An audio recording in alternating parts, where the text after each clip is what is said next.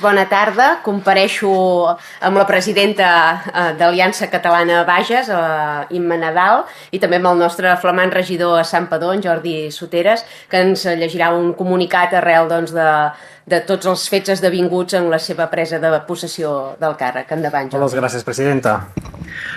Moltes gràcies i bona tarda. Els fets viscuts durant el ple municipal de Santpedor són impropis d'una institució democràtica. La presa de possessió d'un regidor escollit legalment no hauria de derivar mai en escenes de tensió, coacció ni alteració de l'ordre institucional. Vull lamentar profundament el clima que es va generar en els plens municipals. Els plens municipals han de ser espais de debat i respecte, no d'assetjament ni de pressió. També vull referir-me als fets coneguts avui. Celebrem que la policia local de Santpedor hagi denunciat formalment un regidor de la CUP per una agressió a un agent mentre aquest exercia les seves funcions per garantir la seguretat i la normalitat del ple. Agredir o intentar agredir un agent de l'autoritat és un fet molt greu. Les forces de seguretat mereixen respecte institucional absolut, especialment quan actuen per preservar l'ordre democràtic. He pres possessió del càrrec en plena legitimitat, complint la llei i el reglament municipal.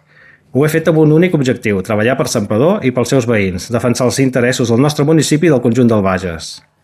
Aliança Catalana no s'arronsa davant la pressió ni davant dels intents de silenciar-nos. Les idees es combaten amb arguments, no amb intimidacions ni amb violència.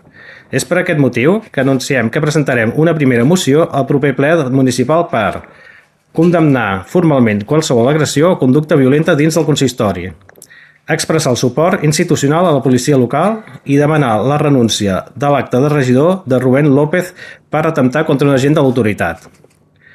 La política ha d'edificar les institucions. Des d'avui mateix em poso a treballar amb fermesa, responsabilitat i respecte per millorar Santpedor. Salvem Santpedor! Molt bé. Teniu alguna pregunta? Sí, jo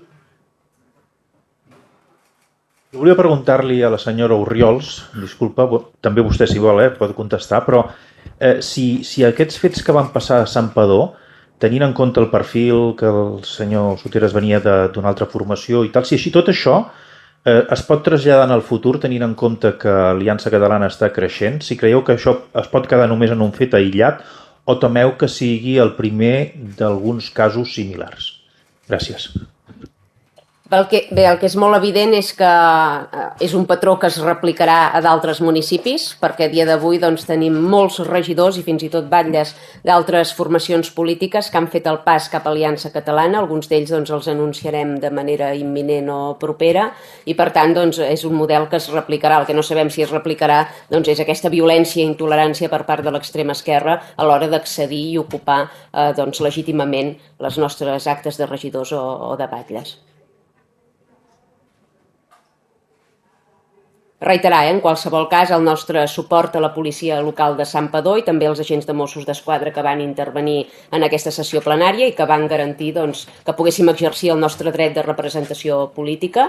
No és admissible que en plena democràcia s'atempti contra aquest dret i menys per part d'altres càrrecs electes.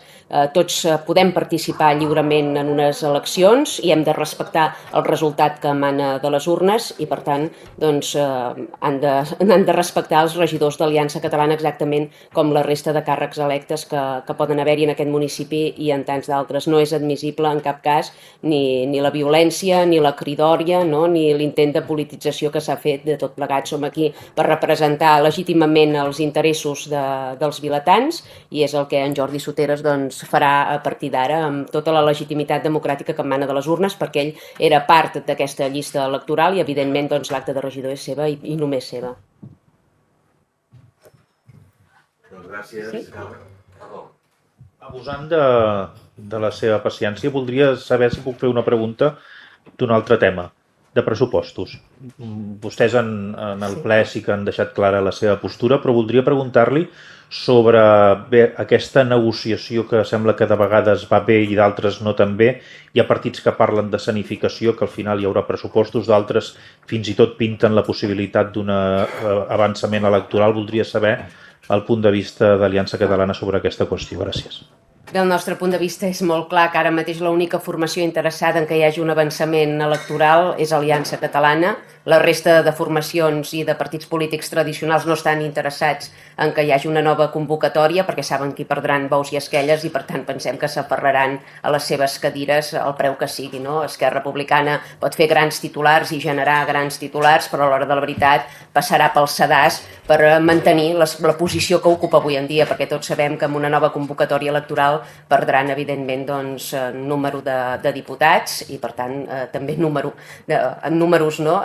De retribució pública associats i per tant això és un daltabaix per a aquesta formació política. En Junqueras pot sortir a tots els mitjans vindicant doncs, que es mantindran orgullosos i ferms defensant els interessos de Catalunya, però el que tots sabem i s'ha evidenciat reiterades vegades és que el que defensen són els seus interessos de partit, els seus interessos privats i partidistes i per tant pensem que no s'anirà a noves eleccions i que intentaran evitar-ho de totes totes. Gràcies.